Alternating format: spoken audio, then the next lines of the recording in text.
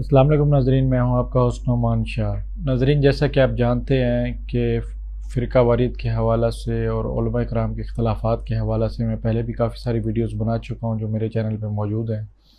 آج بھی ایک انتہائی اہم اور سنجیدہ ٹاپک کو لے کر میں آپ کے سامنے حاضر ہوا ہوں۔ جو آج کا موضوع ہے وہ یہی ہے فرقہ واریت کے حوالہ سے کہ عام معنوں میں عوام اور جو علماء کے خلاف پروپیگنڈا کرنے والے سوشل میڈیا کے ورکرز اور ایون مین اسٹریم میڈیا، الیکٹرانک میڈیا اور پرنٹ میڈیا پر جو لوگ علماء کے خلاف لکھتے ہیں، وہ یہی بات لکھتے ہیں کہ جو علماء کا جو شدید اختلافات ہے، جو مختلف مکاتب فکر میں بٹے ہوئے ہیں، یہ مختلف مسالک میں، اس کو وہ فرقہ واریت سے ڈیفائن کرتے ہیں اور پھر اس کو جوڑتے ہیں کہ امت کی ساری ترقی، امت کا اتحاد ان اختلافات کی وجہ سے رکا ہوا ہے یا ممکن نہیں ہو رہا، اور امت مسلمہ کی بربادی اور تباہی کی ذمہ داری ساری کی ساری وہ علماء کرام پر ڈال دیتے ہیں۔ جبکہ سمجھنے کی ضرورت یہ ہے کہ فرقہ واریت سے بچنے کا یا فرقہ واریت کی ممانعت کا جب امت کو حکم دیا گیا ہے تو امت میں صرف مولوی نہیں آتے، صرف علماء نہیں آتے، امت میں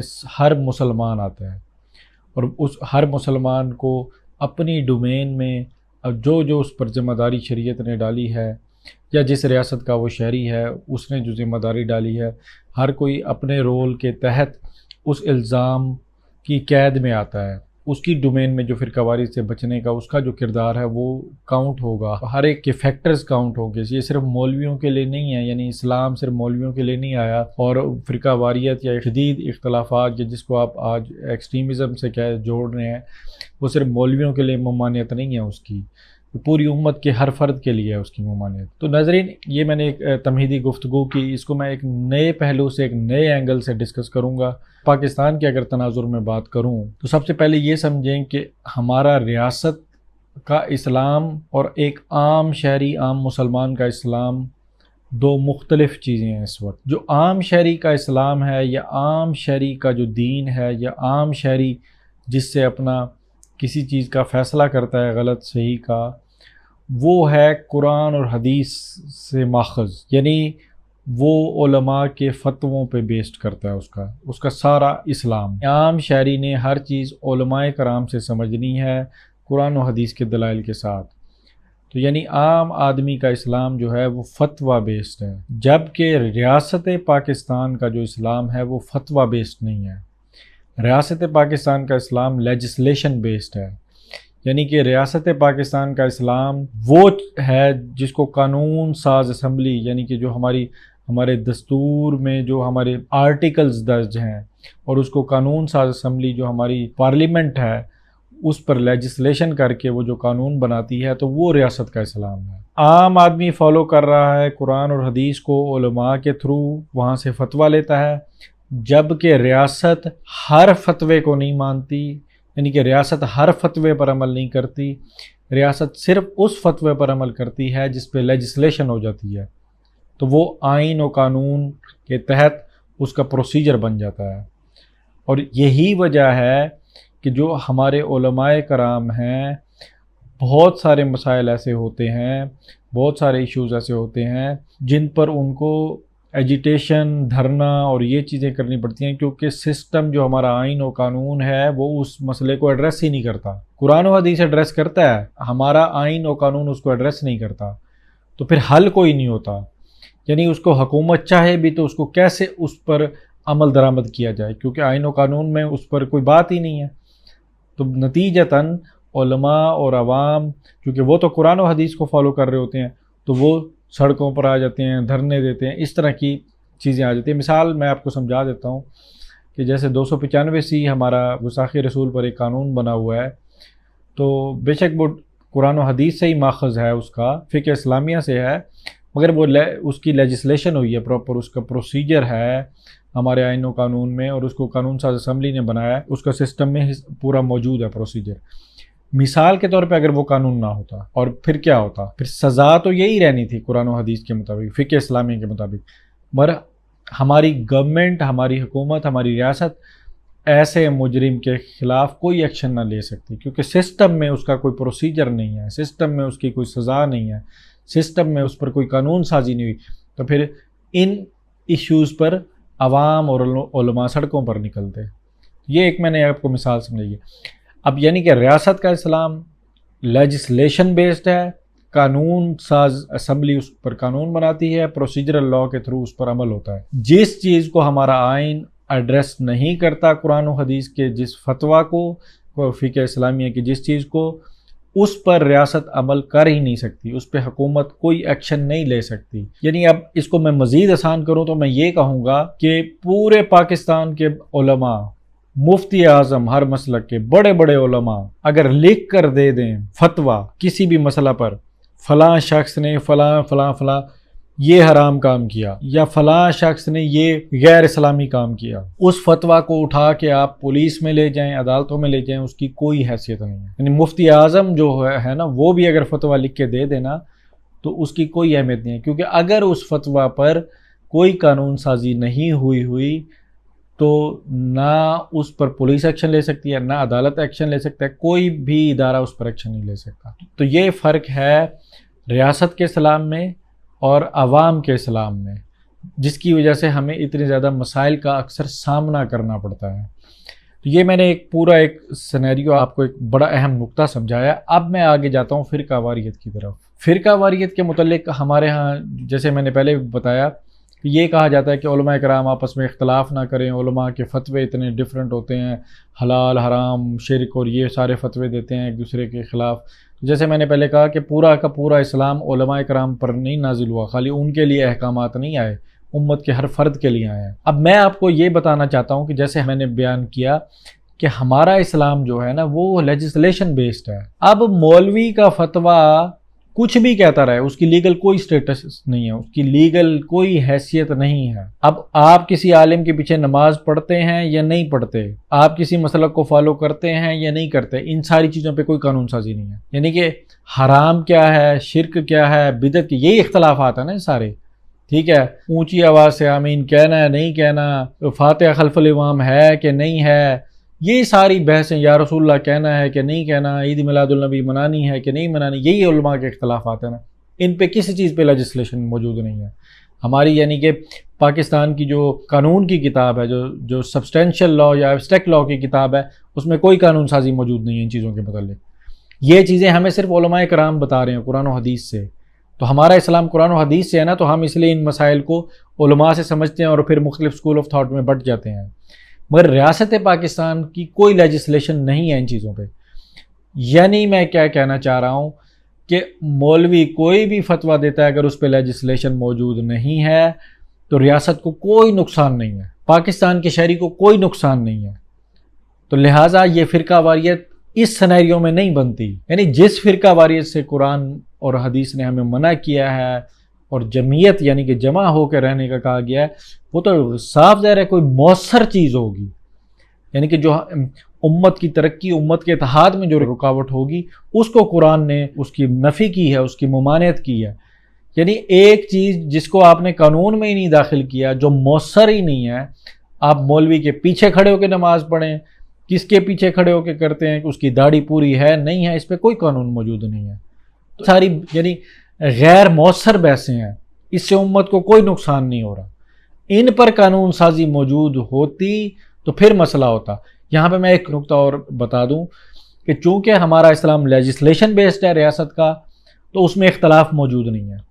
یعنی کہ علماء کے جتنے بھی مسالک ہیں نا، وہ ذاتی حیثیت کی عبادات اور عقائد میں ہیں. امور ریاست میں علماء کا کوئی مسلک نہیں ہے، جدا نہیں ہے، علماء اکٹھے ہیں. اول تو ہم پریکٹس نہیں کر رہے ریاست کی حیثیت میں بہت زیادہ اسلام، تو اس لیے اختلافات نہیں ہیں. مگر اگر ہم تاریخ میں بھی دیکھیں نا، جو ریاستوں نے اسلام پریکٹس کیا اس میں اختلاف نہیں موجود، علماء میں مسالک نہیں موجود، وہاں مکتبہ فکر نہیں موجود، تو وہاں پہ اتحاد ہے مکمل امور ریاست کے اندر. تو پاکستان میں لیجسلیشن بیسڈ ہے، بلکہ تقریباً تمام اسلامی ملکوں میں لیجسلیشن بیسڈ اسلام ہے. یعنی فتویٰ کی کوئی اہمیت نہیں، فتویٰ کوئی لیگل ڈاکومنٹ نہیں ہے ان آج کی موجودہ قومی ریاستوں کے اندر. اب میں اس کو لنک کرنے جا رہا ہوں کہ اب کے سینیریو میں فرقہ واریت کیا ہے. پھر اب کے سینیریو میں جو قرآن کا حکم ہے نا، وَاعْتَصِمُوا بِحَبْلِ اللَّهِ جَمِيعًا وَلَا تَفَرَّقُوا، وہ کس پر اصل اس کا اطلاق ہوتا ہے؟ وہ ہمارے پارلیمنٹیرینز پر ہوتا ہے، ہماری سیاسی جماعتوں پر ہوتا ہے. بے شک آپ اس کو کہہ لیں کہ سیاسی فرقہ واریت، مذہبی فرقہ واریت، یہ تقسیم کر لیں اکیڈیمیکلی، مگر ایٹ دی اینڈ جو اگر میں ہائرارکی بناؤں نا تو اس میں جو مولویوں کا نمبر ہے نا وہ اینڈ پہ آئے گا. یعنی اگر ہم نے پورا قرآن و حدیث نافذ کر دیا ہے، لیجسلیشن کر لیا، ہر قانون سازی ہو گئی ہے، مگر علماء کرام اختلافات ختم نہیں کر رہے، تو پھر ہم کہیں جی یہ بس انہوں نے ہمارے نا ترقی اور ہماری اس میں راہ میں رکاوٹ ڈالی ہوئی ہے، پھر ہم ان کو مورز الزام ٹھہرائیں گے. مگر ایٹ دا مومنٹ تو اگر میں ہیرارکی بناؤں نا کہ ہم نے اتحاد امت کرنا ہے، امت کی ترقی کے لیے کام کرنا ہے، تو پولیٹیکل اتحاد ٹاپ پہ آئے گا.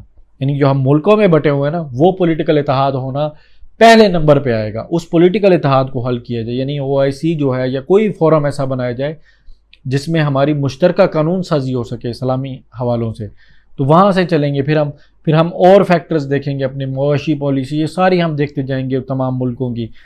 مولویوں کا یہ جو اختلاف ہے نا علماء کرام کا، یہ تو کہیں اینڈ پہ جا کے آئے گا، جس کو ہم نے بہت ہی بڑا ہائی لائٹ کیا ہوا ہے کہ یہ ان کے اختلافات نے امت کا بیڑا غرق کر دیا. اب آپ سمجھیں کہ جو سیاسی جماعتیں ہیں میرے نزدیک وہ سب بڑے فرقے ہیں اس کرنٹ تناظر میں، کیونکہ ہمارا اسلام لیجسلیشن بیسڈ ہے.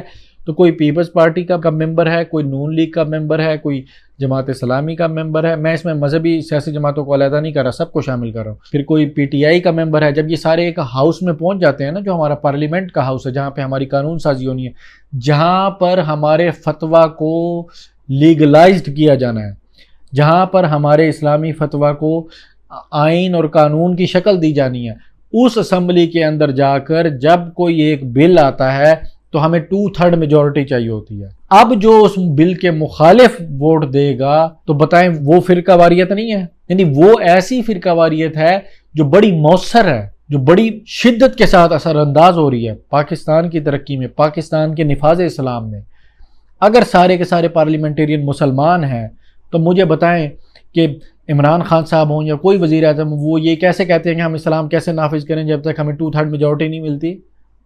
تو اس کا کیا مطلب ہے؟ اس کا مطلب ہے کہ سیاسی جماعتیں فرقے ہیں، یہ فرقے خطرناک ہیں علماء کے اختلاف کی نسبت. مکمل ہمارا اسلام جو ہماری فقہ اسلامی ہے وہ کیوں نہیں اس پر قانون سازی ہو رہی؟ یعنی کہ چند آرٹیکلز موجود ہیں. اچھا، اسلامی نظریاتی کونسل کی سفارشات پر کیوں نہیں قانون سازی ہو رہی؟ اتنی ساری سفارشات وہ بھیج چکے، کیوں نہیں ہو رہی؟ کہتے ہیں جی 2/3 میجورٹی نہیں ہے. بھئی آپ پارٹیوں میں بٹے ہوئے ہیں، ہاؤس کے اندر بھی. جب آپ پارٹیوں میں بٹے ہوئے ہیں، آپ قانون سازی نہیں کر رہے، آپ ہی اصل فرقہ واریت پھیلا رہے ہیں. اصل فرقے اس ٹائم سیاسی جماعتیں ہیں، مذہبی مسالک نہیں ہیں، مکتبہ فکر نہیں ہیں. اس کرنٹ سینیریو کے اندر، ڈیموکریٹک سسٹم کے اندر اصل فرقے ہماری سیاسی جماعتیں ہیں جو ہمارے نفاذ اسلام کی راہ میں رکاوٹ ہیں. اور پھر ہمارا تو یہ لیگلائز چینل ہوا ہے پورا، یعنی کہ ہمارے غیر جماعتی انتخابات ہیں ہی نہیں، آپ نے جماعتوں کی شکل میں انتخابات لڑنے ہیں. تو یہ تو فرقے بن گئے آلریڈی، اور اس کو لیگلائز کیا ہوا ہم نے. جو ضیاء الحق صاحب کے دور میں غیر جماعتی انتخابات ہوئے تھے، یعنی آزاد امیدوار بھی تو جا کے جیت سکتا ہے نا، آزاد امیدوار بھی اسمبلی میں جا سکتا ہے، کسی بھی جماعت سے نہ جائے، آزاد امیدوار کی طرح جائیں آپ. جیسے مولویوں کو کہا جاتا ہے مسلک کیوں بنائے ہوں جی، سیدھے سیدھے مسلمان بنے. تو آپ سارے آزاد امیدوار بن کے جائیں اور آزاد امیدوار بن کے جیتیں، اور پھر آپ خود اسلامی بل لائیں اور ساروں کا ووٹ دلوائیں وہاں پہ. پھر آپ وہ ہو گیا نا واعتصموا بحبل اللہ جمیعا ولا تفرقوا، پھر تو آپ نے اس پہ عمل کیا. میں اسلامی خالی بل نہیں کہہ رہا، ہر بل، ہر قانون جو پاکستان کے لیے فائدہ مند ہے اسلامی ریاست کے لیے، اس پہ 2/3 میجورٹی نہیں ہوتی. تو کیونکہ ہم مختلف جماعتوں میں ہمارے تحت، ابھی آپ سینٹ کا الیکشن بھی دیکھ لیں، یہی سارا چکر ہے. تو کیسے میں مانوں کہ آپ اس پر بحث کر رہے ہیں کہ فلاں مولوی فلاں کے پیچھے نماز نہیں پڑھتا، فلاں مولوی فلاں کے پیچھے نماز نہیں پڑھتا، فلاں یا رسول اللہ کہنے والا. یعنی جس پر ہماری قانون سازی ہی نہیں ہے، جس پر ہمارا فتویٰ ہی غیر مؤثر ہے، وہ زیادہ بڑے ملزم ہیں یا وہ والے ملزم ہیں جو آج پارلیمنٹ میں، آج کی تاریخ میں پارلیمنٹ میں موجود ہیں 300+ اراکین، اور وہ چاہیں تو نفاذ اسلام کر سکتے ہیں، وہ چاہیں تو پورا کا پورا آئین اسلامی کر سکتے ہیں. صرف ووٹ دینا نا، خود ہی بل انیشیٹ کریں. کس کا انتظار کر رہے ہیں؟ اسلامی نظریاتی کونسل کا. کیوں کہ پارٹیوں کے منشور میں نہیں ہے. وہ نفاذ اسلام کسی پارٹی کے منشور میں نہیں ہے، صرف نعرے ہیں. وہ نعرے اب علماء کے ساتھ کھڑے ہو کے لگا لیتے ہیں، پر لیجسلیشن نہیں کرتے ان نعروں پہ، ان علماء کے فتووں پہ لیجسلیشن نہیں کرتے. وہاں پارٹی کے منشور میں چیزیں شامل نہیں ہوتی. تو لہٰذا جتنی بھی سیاسی جماعتیں ہیں، صرف پاکستان کی نہیں، تمام اسلامی ممالک میں جتنی بھی سیاسی جماعتیں ہیں وہ اتحاد امت کی راہ میں رکاوٹ ہیں، وہی اصل فرقہ واریت پھیلا رہی ہیں، وہی پولیٹیکل الائنس نہیں ہونے دیتی. اتحاد امت آج کے دور میں پولیٹیکل الائنس کو کہا جائے گا، تو وہ سیاسی جماعتیں ہیں. اس میں مولوی تو بری الذمہ ہے، مولوی کے فتوے پر تو پورے اسلامی ملکوں میں کسی پہ قانون سازی نہیں ہے. تو میں یہاں پہ ایک چیز یہ کہنا چاہوں گا کہ چونکہ پاکستان اسلامی ریاست ہے، کم از کم امور ریاست کے لیے ایک سرکاری دارالافتاء لازمی ہونا چاہیے. وہاں علماء، کوالیفائڈ علماء کی ایک پروسیس کے تھرو جائیں اور وہاں بیٹھیں، ایٹ لیسٹ عوام کی رہنمائی کریں حکومت کے فیصلوں کے خلاف. وہ لیگل سٹیٹس ہو ان کے فتوے کا، اور پھر ان کا فتویٰ اگر لیگل ہو، ان کے فتوے پر عمل درآمد بھی ہو سکے اداروں کے تھرو، یعنی ان کا فتویٰ سچویشن بیسڈ بھی ہو، یعنی پالیسی میکنگ میں ان کا فتویٰ ہو کہ فورن پالیسی کے حوالہ سے، جیسے ابھی گستاخانہ خاکوں کا مسئلہ چل رہا ہے، تو وہ ایک لیگل جو ہمارا ریاستی دارالافتاء ہو جہاں پہ صرف امور ریاست پر علماء کا پینل فتوے دے، اور وہ فتوے کو لیگل حیثیت حاصل ہونی چاہیے.